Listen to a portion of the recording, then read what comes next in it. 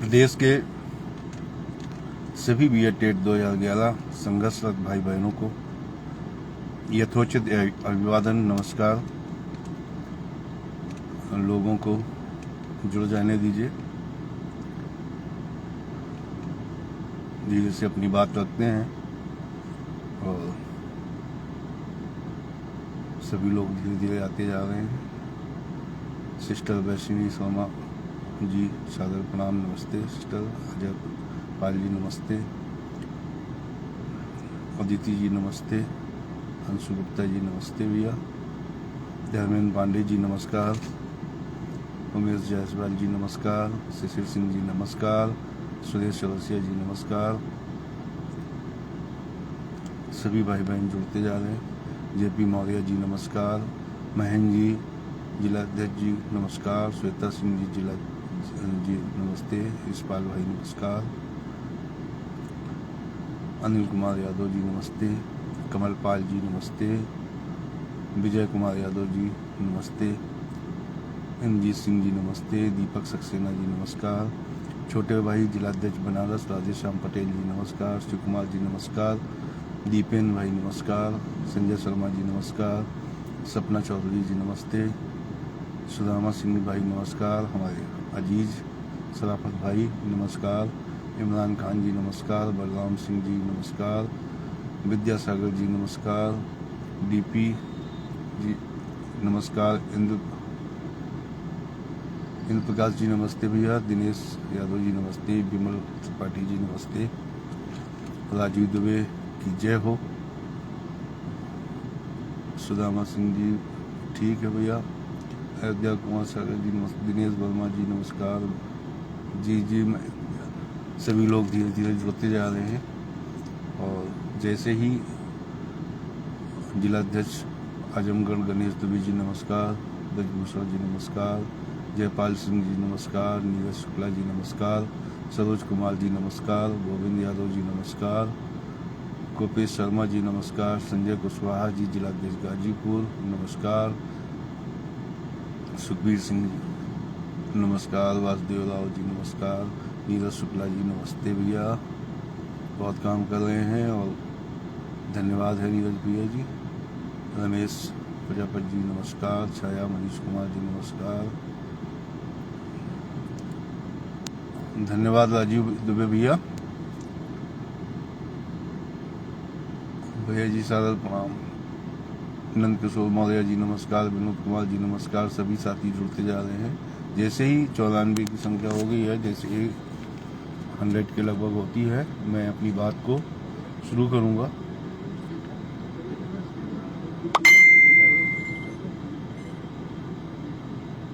घनश्याम जी नमस्ते, रामकृष्ण प्रजापति जी नमस्ते, कुमार अवधेश जी नमस्ते, धर्मेंद्र गौतम जी नमस्ते, जुबैर अहमद जी नमस्ते, शंकर प्रसाद जी नमस्ते, ब्रजेश पटेल भाई नमस्कार, शेषमणि सिंह जी नमस्ते,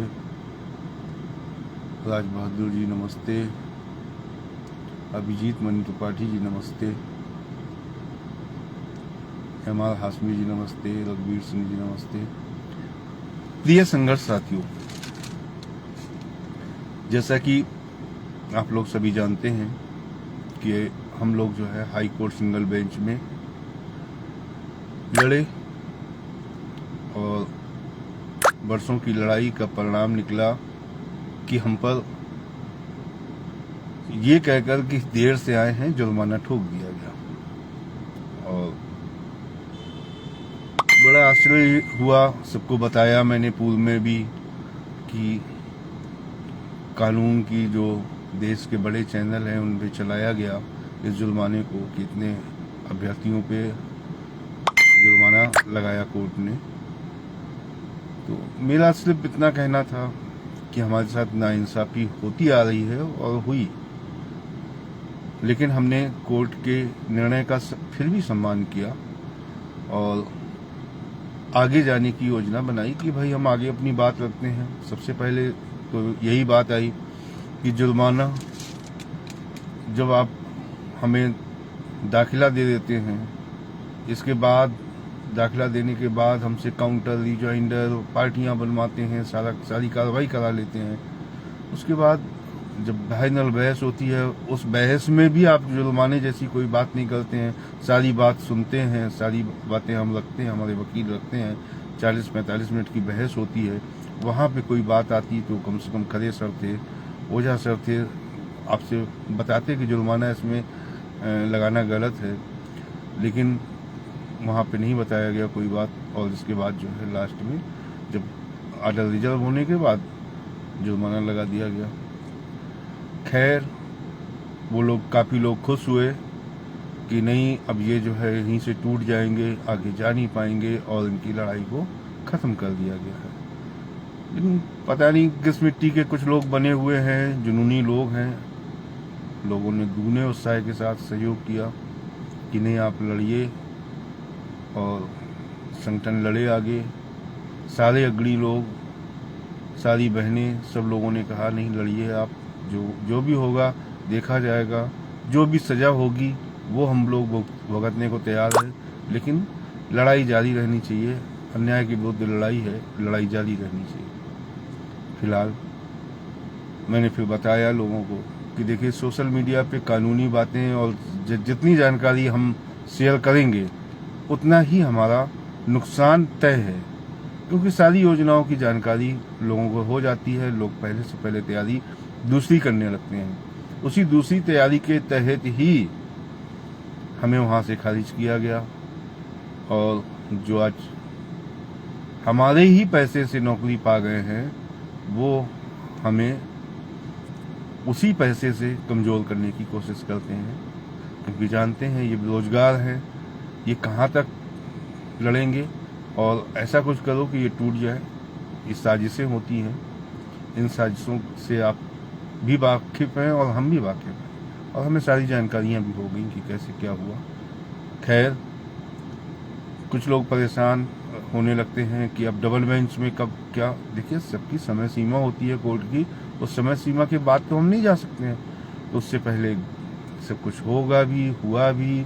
और आगे मुझे जो मेरा अग्रणी सुधीर सिंह जी, राजीव अवस्थी जी, बहनें, सबका कहना यही है कि अब यहाँ पे समय हमें बचाना है, लगाना नहीं है, समय बचाना है।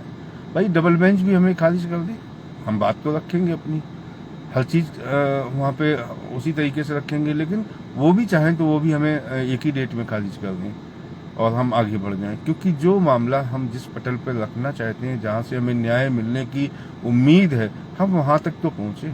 हम बरसों यहाँ पड़े रहे और इसके बाद बरसों यहाँ डबल बेंच में पड़े रहे, तो इसका कोई बहुत बड़ा मतलब नहीं निकलने वाला, और हम निश्चित रूप से देर में कमज़ोर होते हैं, और देर में हमारे लिए अहितकारी होती है देर, इसलिए देर नहीं करना चाहते।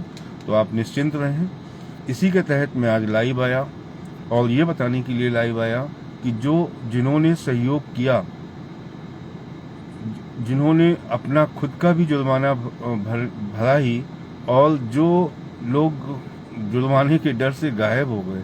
अरे भाई डर था, जुर्माना तो सभी को देना था, 100 रुपये तो सभी को हुआ था, लेकिन आपको यकीन नहीं होगा कि बहुत कम लोगों ने बहुत लोगों का जुर्माना अपने पैसे से भर के संगठन को की साख को बचाया, और संगठन को फिर उत्साह दिया और लड़ने को आगे प्रेरित किया। ऐसे लोग दिल में हैं, बधाई के पात्र हैं, धन्यवाद के पात्र हैं, और हम चाहेंगे, आज हम खुले मन से कह रहे हैं कि हम चाहेंगे कि कैसे भी आपको आपका हक मिले, इसके लिए हर तरीके से कोशिश और प्रयास हमारे जारी रहेंगे।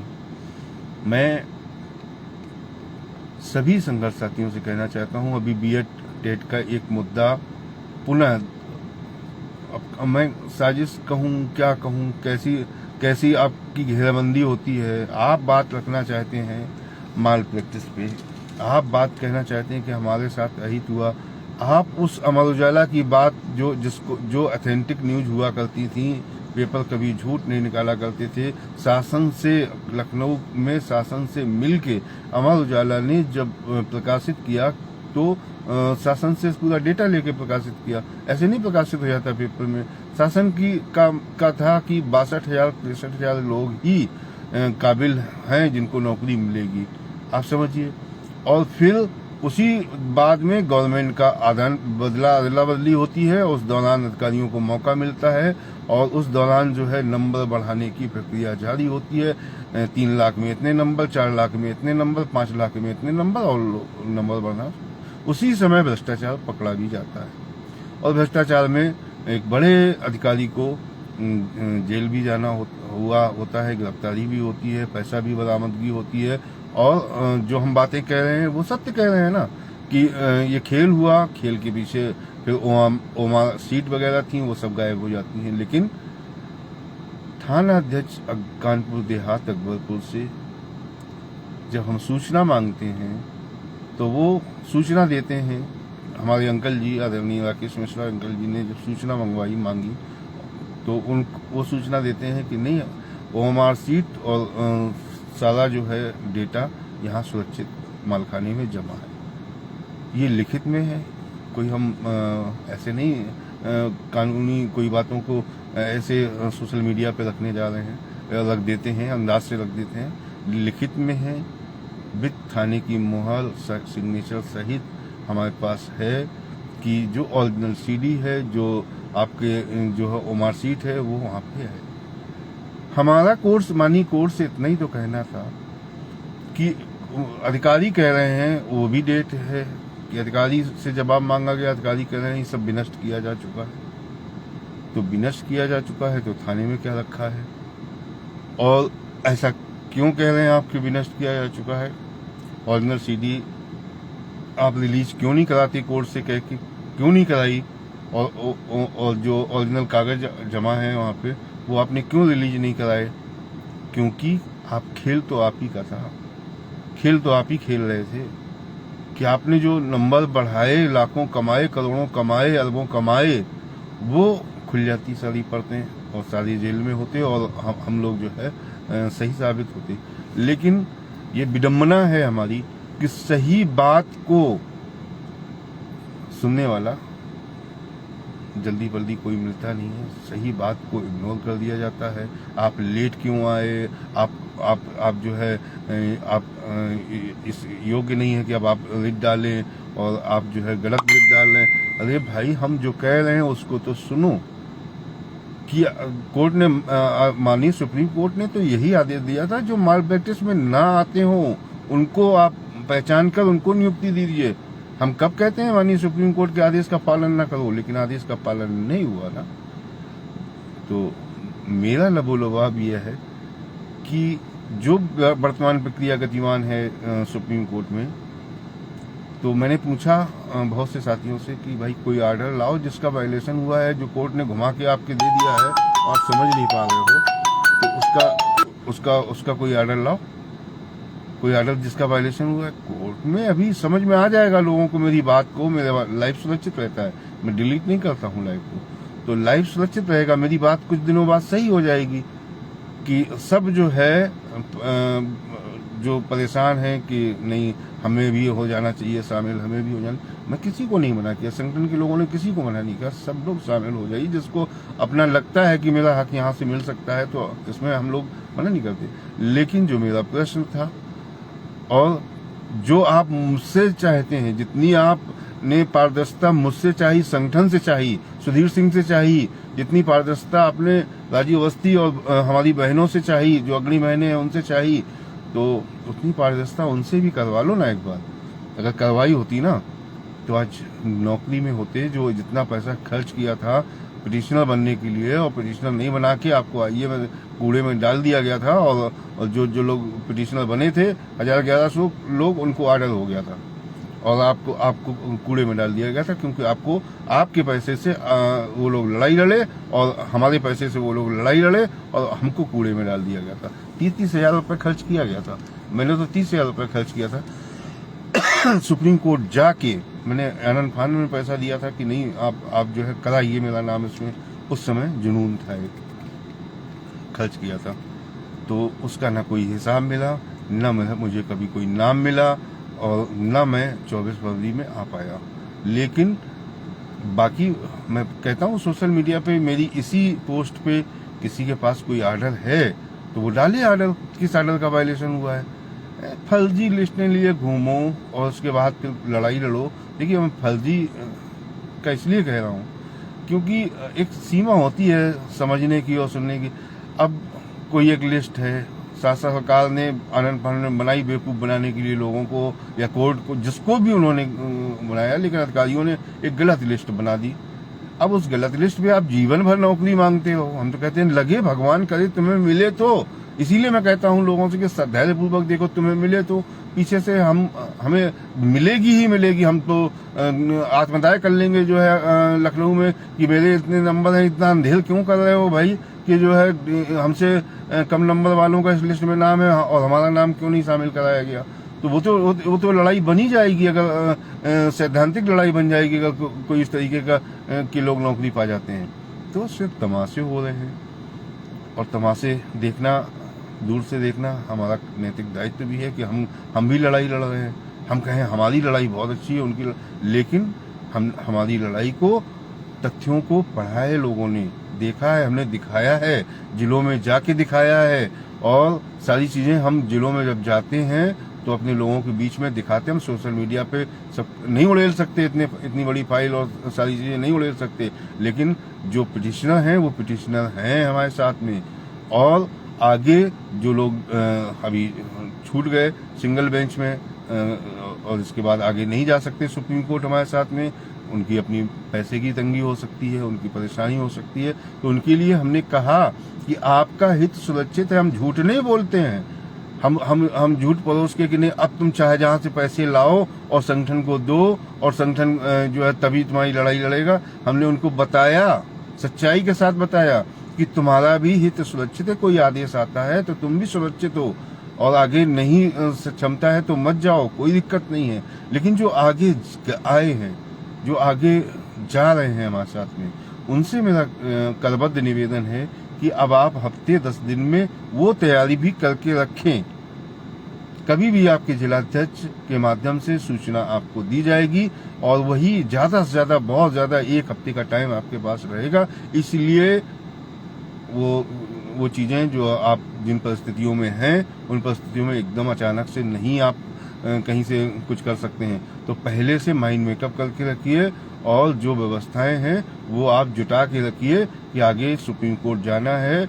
और मुश्किल से जो मेरी अपनी वो है कि मुश्किल से 2-2.5 हजार लोग ही आगे जाने की स्थिति में होंगे, क्योंकि स्थिति इतनी खराब है लोगों की। तो जो लोग जाएंगे उनसे निवेदन है कि आप अपनी तैयारी करके रखें, बहुत ज़्यादा समय नहीं होगा। जैसे ही हम आगे के लिए सूचना देंगे, आप 1 हफ्ते के अंदर आगे की तैयारी पूरी करा के और हमें बात रखने का सुप्रीम कोर्ट में मौका देंगे, हम बात रखेंगे।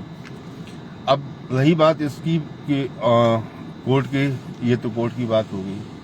मैं अपने साथियों से पुनः दोहराता हूँ और कहता हूँ कि देखिए 2022 में आप बहुत करीब आके भी रह गए थे, क्योंकि सत्ता परिवर्तन नहीं हुआ और देश काल परिस्थितियां, राजनीति ऐसी चीज है कि वो कई चीजों पे हावी हो जाती है, रोजगार पे भी और सारी चीजों पे। और मैं उनका क्रिटिसाइज नहीं करता, मैं उनका विरोध नहीं करता। भाई सत्ता है, जो अच्छे काम करेगा, जिससे जनता संतुष्ट होगी तो वो सत्ता में आएंगे। उसमें कोई सुनील यादव सत्ता थोड़ी ना परिवर्तन कर सकते हैं। कोशिश की गई, लेकिन सत्ता बदलती तो निश्चित रूप से बहुत हजारों परिवारों में BED 2011 के परिवारों को लाभ मिलता। मैं पुनः कहता हूं कि हमारे पास कुछ अस्त्र ऐसे पड़े हैं कि आप लोग जो है, जो लोग मेरे साथ लड़ रहे हैं उनका हित सुरक्षित है। तब अभी मैं कहता हूं 1% की लड़ाई है, तब मैं कहूंगा 99% की लड़ाई में आप जीत चुके होंगे अगर 27 में कुछ होता है। ये कोर्ट की लड़ाई है, वो तो जा रही है आगे, उससे इतर मैं बात कर रहा हूँ और पाक साफ सुथरी बात कर रहा हूँ। ना वहाँ कोई पैसे की बात है, ना खर्च की बात है, सिर्फ इतनी सी बात है कि अगर हमें न्याय नहीं मिलता है तो हम कहीं ना कहीं से अपना रास्ता खोजेंगे। लेकिन एक जिद की गई है कि नहीं, हम लड़ेंगे, आखिरी तक लड़ेंगे। तो हम जो है कुछ अपने अस्त्र शस्त्र रखे हुए हैं। मानी सुप्रीम कोर्ट में ही है एक मुद्दा हमारा जिंदा है सुप्रीम कोर्ट में। सारी बातें हम नहीं बता सकते हैं, और उसमें आप लोग सब जिंदा हो, जो हमारे साथ लड़ रहे हो वो सब जिंदा हो, और आगे चल के उसकी सारी डिटेल आपको मिल जाएगी, सारी जानकारी मिल जाएगी जब कभी कुछ ऐसा होता है। मैं पुनः दोहराता हूँ कि अपनी तैयारी सुदृढ़ रखें, अनावश्यक बहस कोई ना करे जिलाध्यक्षों से, क्योंकि हम किसी को ना आप किसी को तनख्वाह नहीं देते हैं। वो सिर्फ मेहनत कर रहे हैं एक जुनून के तहत, एक रास्ता निकालने के लिए कि किसी तरीके से रास्ता निकले और जो इतना दिनों का संघर्ष है वो कामयाब हो। अपने संघर्ष साथियों को मैं बहुत बहुत धन्यवाद और बधाई देता हूँ कि आप लोगों ने हमेशा हम लोगों को समझा, हम लोगों की बातों को समझा और साथ दिया, सहयोग किया। पुनः दोहराता हूँ कि कभी भी अनैतिक कार्य न संगठन द्वारा हुए हैं, न किए जाएंगे। जो भी चीज़ें हैं पारदर्शिता के साथ हुई हैं वही रहेंगी, और हमें जिस रास्ते हाई कोर्ट डबल बेंच से निकलना है वो रास्ता अख्तियार किया गया है। उसमें कब क्या होगा ये सारी जानकारियाँ कुछ दिनों बाद ही आपको सब सामने आ जाएंगी, दी जाएंगी। सुप्रीम कोर्ट की लिस्ट मैं जिलाध्यक्षों से आग्रह करता हूँ इसी लाइव के माध्यम से कि जो नाम आए हैं आप उनको टाइप करा लीजिए और बिल्कुल ओके करके रखिए जितने नाम हैं, और वो ओके करने के बाद जब शुल्क का नंबर आएगा, जब जो लोग उसमें पीडीएफ में बना के रखेंगे आप, तो जो शुल्क दे देंगे उनके नाम आगे चले जाएंगे। नहीं तो बाकी आप हटा सकते हैं तो उससे हटा दिए, क्योंकि मजबूरियां हैं लोगों की। सारे लोग इतनी आगे की लड़ाई नहीं भी लड़ सकते हैं, तो जो लड़ सकते हैं वो साथ आ जाएंगे और वो आगे तक जाएंगे। बहुत विनम्रता के साथ निवेदन करता हूँ कि आगे सुप्रीम कोर्ट में वही लोग जो सुप्रीम कोर्ट की शुल्क जमा करेंगे, वहाँ पे लड़ने के लिए देंगे, वही लोग ही आगे जा पाएंगे। कोई सिंगल नाम भी अब हाथ, मैंने बहुत लोगों को, सैकड़ों लोगों को, एक नहीं दो नहीं, सैकड़ों लोगों को अभी तक हर तरीके से ऑब्लाइज किया और उनको जोड़े रखा कि कहीं कोई, इसलिए जोड़े रखा कि कहीं तक उनका हित तो सुरक्षित कर सकूं, इसलिए जो बिना शुल्क के भी जोड़े रखा।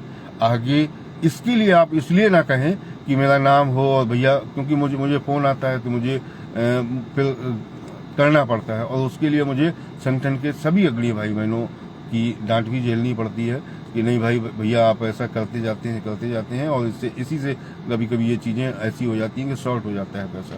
तो दूसरे के पैसे से दूसरों की लड़ाई नहीं लड़ी जा सकती है। तो इसलिए इसके लिए हमारे संगठन के जिलाध्यक्षों को, हमारे संगठन के अग्रणी भाई बहनों को इसके लिए फोन मत करें कि नहीं अब मैं आज इंतजाम नहीं कर पाऊँ। इसीलिए पहले से सूचना दी जा रही है आपको कि अपनी तैयारी करके रखें। 10-15 दिन के अंदर तैयारी होनी चाहिए आपकी, कि आपको टाइम मिलेगा हफ्ते भर का, आप उसमें सारी चीज़ें संसाधन जुटाकर उनको उपलब्ध करा सकें। सभी का बहुत बहुत धन्यवाद। और फिर इस बात के साथ कि देखिए, आप देखते जाइए और इस लाइव को सेव रखिएगा कि कहीं भी कुछ नहीं, सिर्फ जो है कुछ लोगों की को जो वास्तविकता है, जो कुछ लोग बचे हुए थे और एक आर्डर के तहत, उन लोगों के अलावा कहीं किसी को अभी माननीय सुप्रीम कोर्ट से कुछ नहीं मिलने जा रहा है। और जबकि मैं चाहता हूं कि कुछ तो मिले, जो लोग कोर्ट जा रहे हैं कुछ तो फाइनिंग मिले, कुछ तो अच्छा हो, ताकि आगे पीछे लोगों को भी कुछ मिलने की आशा हो। जो लोग जो है बेसब्री से सुप्रीम कोर्ट की और हाई कोर्ट की कार्रवाइयों का इंतजार कर रहे हैं, उनका भी कुछ भला हो। मैं पुनः सभी को सप्रेम नमस्कार करता हूं और अपनी बातें, जो संगठन की बातें हैं, उनको स्पष्ट आपको रख दिया, बता दिया है। और जो भी आगे कार्रवाई होगी निश्चित रूप से लाइव आकर ही मैं पूरी बात बता दूंगा। लेकिन प्लीज़ माननीय जिलाध्यक्षों से, अग्रणी साथियों से इस बात के लिए फ़ोन ना करें कि क्या चल रहा है कोर्ट में, क्या चल रहा है। जो चल रहा होगा वो आपके हित में चल रहा होगा, क्योंकि आपसे ज़्यादा चिंता आपकी हम लोगों को है। बहुत बहुत धन्यवाद। नमस्कार सभी साथियों।